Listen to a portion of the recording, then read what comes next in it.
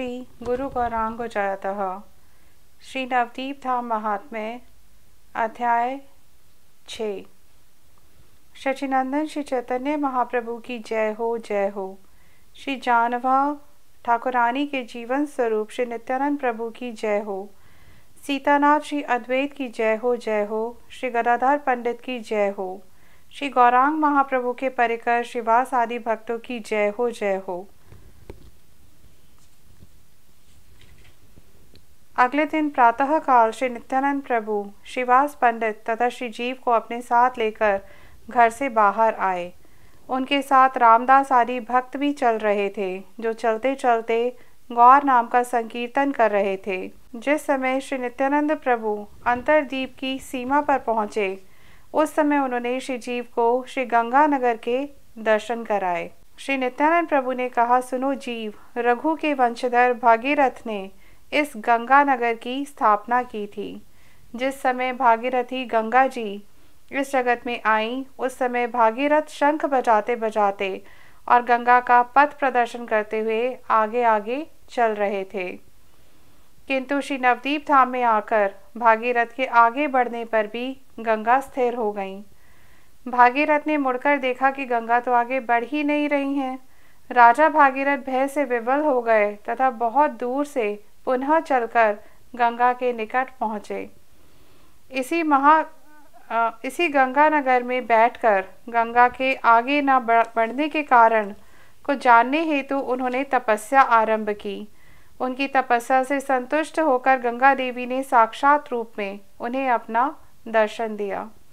गंगा को देखकर भागीरथ ने कहा, माता, यदि आप आगे नहीं जाएंगी तो मेरे पितृलोक का कभी भी उद्धार नहीं हो सकेगा। गंगा जी ने कहा, हे पुत्र, दृढ़ और शांत चित्त वाले भागीरथ, सुनो, तुम कुछ दिनों तक स्थिर होकर यहीं पर वास करो। मैं माघ मास में इस नवदीप धाम में आई हूँ तथा फाल्गुन मास के अंत में तुम्हारे पितृ उद्धार के लिए जाऊंगी। हे भागीरथ, मैं जिनके श्री चरण कमलों का जल हूँ, उन्हीं के अपने धाम में मेरे सभी मनोरथ पूर्ण होते हैं। फाल्गुन की पूर्णिमा तिथि वाले दिन मेरे प्रभु का जन्मदिन है। उस दिन मैं व्रत धारण करूंगी। अगले दिन उस व्रत का उद्यापन करके मैं अवश्य ही तुम्हारे साथ जाऊंगी। तुम किसी प्रकार का भय मत करो। इसी गंगानगर में रघुकुलपति राजा भगीरथ ने फाल्गुनी पूर्णिमा पर्यंत वास किया तथा अगले दिन प्रातः पुनः श्री गंगा का पथ प्रदर्शन करते हुए आगे बढ़ने लगे। जो व्यक्ति श्री फाल्गुनी पूर्णिमा के दिन गंगा स्नान करके इस गंगानगर में रहकर उपवास करता है तथा श्री गौरांग महाप्रभु की पूजा करता है, वह व्यक्ति अपने पूर्वजों सहित इस संसार सागर से तर जाता है। वह व्यक्ति अपने 1000 पूर्वजों के साथ श्री गोलोक को प्राप्त करता है, भले ही वह कहीं पर भी अपना शरीर क्यों ना छोड़े। हे जीव, इस स्थान का महात्म्य अपार है, क्योंकि यहाँ पर ना जाने कितनी ही बार श्री चैतन्य महाप्रभु ने नृत्य किया था। श्री गंगादास और श्री संजय के उन घरों को देखो जो दर्शन मात्र से ही सदैव परम आनंद प्रदान करते हैं। हे विज्ञवर, तुम पूर्व दिशा की ओर स्थित इस सुंदर बड़े जलाशय का महात्म्य श्रवण करो।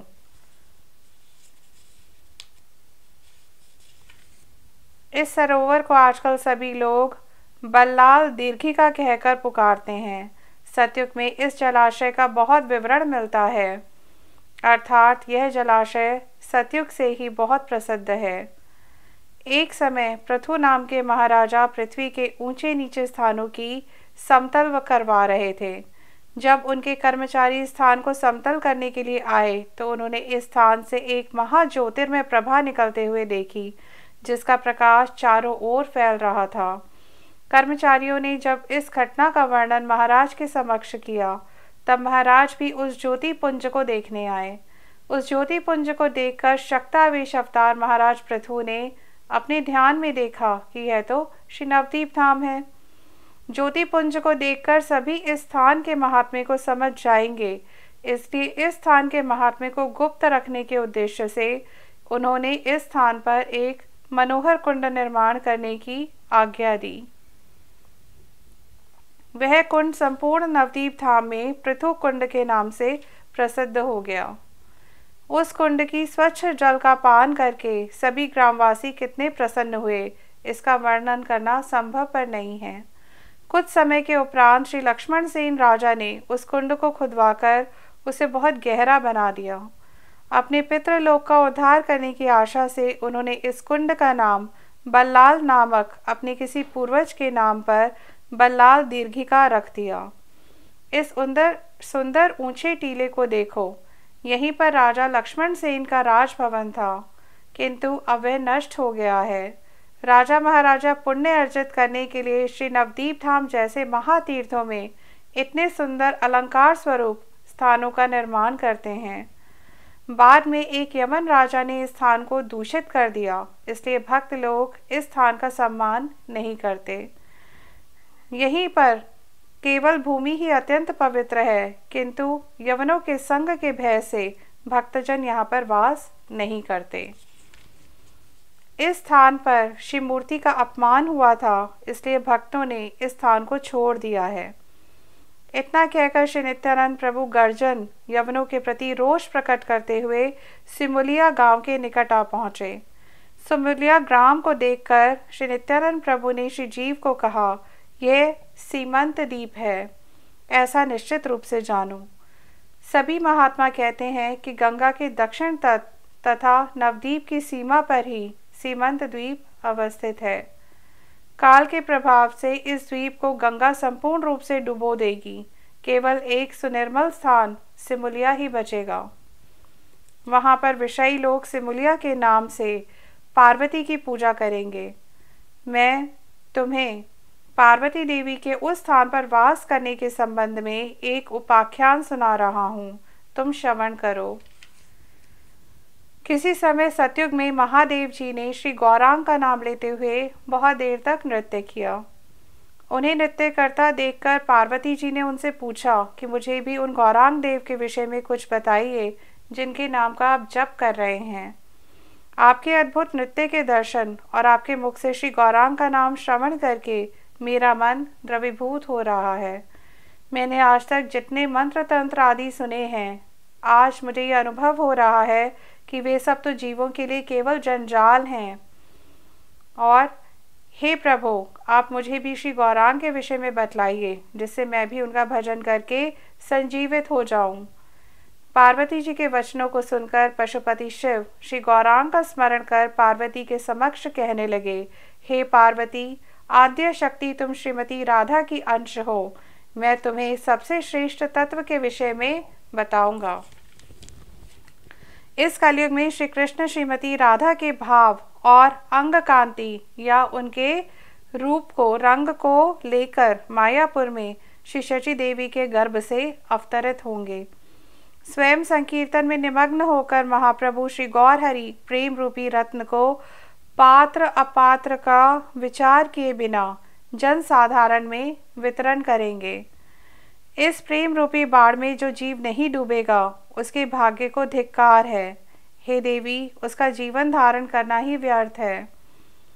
श्रीमन महाप्रभु की प्रतिज्ञा का स्मरण करने पर मैं प्रेम से सराबोर हो रहा था तथा मेरा मन धैर्य धारण नहीं कर पा रहा था, इसलिए मैंने काशी को छोड़ दिया। मायापुर की अंतिम सीमा, जहाँ पर जानवी या गंगा जी का तट है, मैं वहीं पर कुटिया में रहकर श्री गौरांग महाप्रभु का भजन करूंगा। जटाधारी श्री शंकर जी के वचनों को सुनकर सुंदरी पार्वती देवी जी अति शीघ्र इस सीमंत द्वीप में आ गईं। वे पार्वती देवी सदैव श्री गौरांग महाप्रभु के रूप का स्मरण करने लगीं। गौर बोलते बोलते प्रेम में डूबने लगीं और गौर हरि का दर्शन प्राप्त नहीं होने के कारण अपने मन को स्थिर न कर पाईं। थोड़े दिनों बाद कृपा करके गौरचंद्र ने सपरिकर श्री पार्वती जी को अपने दर्शन दिए। श्रीमन महाप्रभु तपाए हुए सोने जैसी कांति और दीर्घ कलेवर को धारण किए हुए थे। उनके मस्तक पर घुंघराले केश सुशोभित हो रहे थे तथा उनके सभी अंग प्रत्यंग अत्यंत सुंदर प्रतीत हो रहे थे। वे धोती धारण किए हुए थे तथा उनके गले में अपूर्व पुष्पों की माला शोभा पा रही थी। प्रेम में गदगद वाणी द्वारा श्री गौर राय ने कहा, हे पार्वती, बताओ तुम यहाँ पर क्यों आई हो। जगत के प्रभु श्री गौरांग महाप्रभु के श्री चरणों में गिरकर अपने दुख का वर्णन करते समय पार्वती देवी अपने मन को स्थिर नहीं कर पा रही थीं। श्री पार्वती देवी ने कहा, हे प्रभु, हे जगन्नाथ, जगत वासियों के जीवन, आप सबके प्रति दयालु होने पर भी मेरी विडंबना क्यों कर रहे हैं। हे पतित पावन, आपने मुझे बहिर्मुख जीवों को दंड देने के लिए नियुक्त किया है।